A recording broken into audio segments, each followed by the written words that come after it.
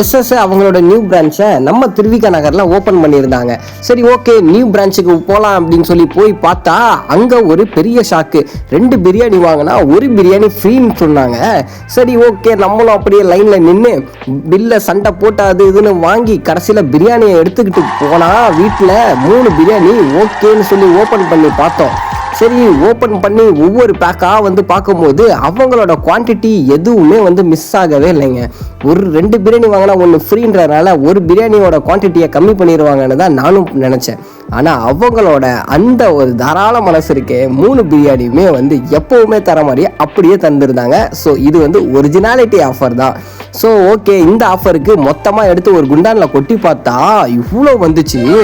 சரி ஓகே அப்படின்னு சொல்லி அதுக்கப்புறம் ஒரு முட்டையை எடுத்து அதில் பீஸை வச்சு சும்மா 2 தீ அப்படியே கொலாப்ஸ் பண்ணி அடிக்கும் போது வேற மாதிரி இருந்து ஃபைனலி எனக்கும் வந்து ஃபுட் விளாக் பண்ணுற மாதிரி ஒரு வீடியோ அமைஞ்சிருச்சு. ஸோ என்னோட வாய்ஸும் இந்த ப்ரெசன்டேஷனும் நல்லா இருந்ததுன்னா கமெண்ட்டில் சொல்லுங்கள். தேங்க்யூ.